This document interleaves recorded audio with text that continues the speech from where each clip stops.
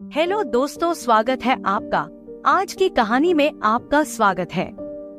मेरा नाम आरसी है और मैं एक सुंदर अप्सरा की तरह दिखती हूँ। मेरा फिगर एकदम परफेक्ट है। यह कहानी तब की है जब मैं 21 साल की होने वाली थी। मैं एक खिलता हुआ फूल थी। मेरी बड़ी बहन वंदना मुझसे 4 साल बड़ी है। उसकी शादी राजेश नाम के एक आदमी से हुई जो उस समय 30 साल का था।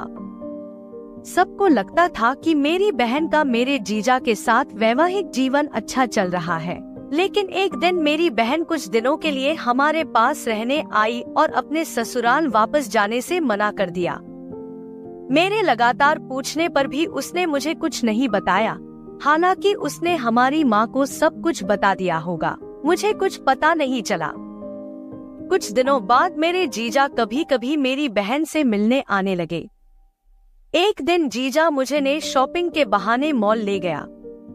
मुझे कुछ समझ नहीं आया कि वह मुझे शॉपिंग क्यों ले जा रहा है। उस दिन मैंने भूरे रंग का सूट पहना हुआ था और बहुत आकर्षक लग रही थी। सबकी नजरें मुझ पर टिकी थी। मेरे जीजा ने मेरे लिए कुछ कपड़े खरीदे। मैं अभी भी समझ नहीं पाई कि वह क्या चाहता है। उसके बाद वह मुझे अपनी कार में एक सुनसान जगह पर ले गया। उसने कार रोकी और मेरा हाथ पकड़ लिया। उसने कहा कि वह मुझे बहुत पसंद करता है और नशीली आंखों से मुझे देखता रहा।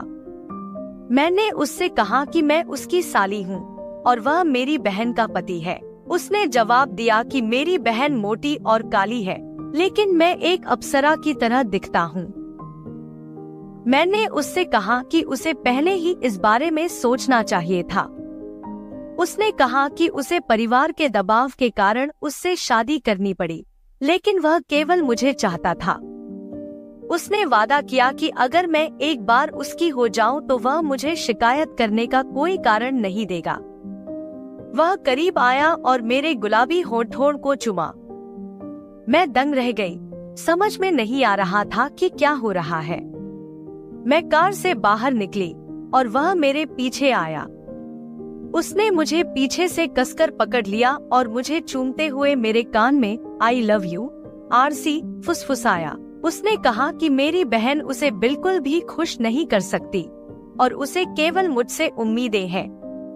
उसने मुझे बताया कि साली तो आधी घरवाली होती है, यही सब कहते हैं। वह मेरी गर्दन चूमता रहा। अचानक उसका फोन बजा। मेरी बहन का फोन था। मेरी बहन ने हमें जल्दी घर आने को कहा। फिर उसने खुद को मुझसे दूर किया और मुझे घर ले गया। उस दिन के बाद मेरी बहन और जीजा अपने घर चले गए। मैं उस घटना को भूलना चाहता था, लेकिन किस्मत को कुछ और ही मंजूर था। एक दिन मुझे अपने शहर से दूर एक परीक्षा देनी थी। मुझे एक दिन पहले जाना था, लेकिन घर पर मुझे लेने के लिए कोई नहीं था। मैंने अपनी बहन को इसके बारे में बताया और उसने अपने पति राजेश को मेरे साथ आने के लिए कहा, क्योंकि यह मेरे लिए एक महत्वपूर्ण परीक्षा थी। वह तुरंत सहमत हो गया। हमने शाम 5 बजे के आसपास एक ट्रेन पकड़ी और एक आरक्षित डिब्बा लिया। अधिकांश डिब्बे खाली थे। हम एक साथ बैठे थे और हमारे आसपास कोई नहीं था। रात के 2 बज रहे थे और वह मेरे करीब आया, मेरे कंबल में घुस गया। मैं एक किताब पढ़ रहा था जब उसने अपना हाथ मेरे कंधे पर रखा और मुझे धीरे से अपनी ओर खींचा। मैंने कहा, यह आप क्या कर रहे हैं? उसने जवाब दिया कि वह ठंड से बचने के लिए पास बैठना चाहता था। मैंने कुछ नहीं कहा। हम 2 घंटे तक ऐसे ही बैठे रहे। मुझे नींद आने लगी और जैसे ही मैं झपकी लेने लगी, उसने मेरे होठों को चूमा। उसके चूमने से मेरी नींद खुल गई और मैंने देखा कि वह बहुत करीब आ गया था। उसने फिर से मेरी गर्दन को चूमना शुरू कर दिया। मैंने पूछा कि वह क्या कर रहा है और उसने कहा कि मैं अपनी साली से प्यार कर रहा हूँ।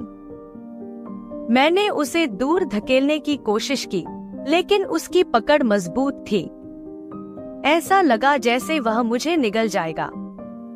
जल्द ही ट्रेन एक स्टेशन पर रुकी और लोग अंदर आने लगे, इसलिए उसे रुकना पड़ा।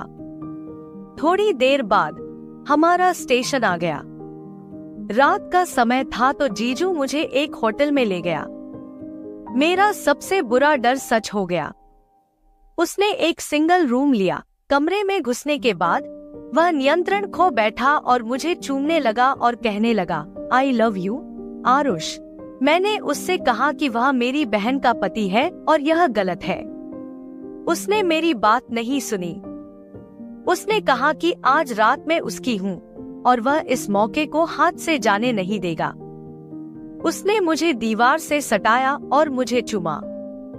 मैंने कहा ठीक है, मैं मान जाती हूँ, पर यह पहला और आखिरी बार होगा। उसने तुरंत मुझे उठाया और बिस्तर पर लिटा दिया, मेरे ऊपर आकर बैठ गया।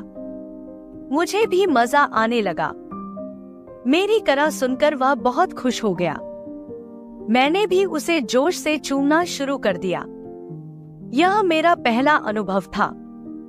उसने कहा कि वह मुझे आज रात जन्नत में ले जाएगा।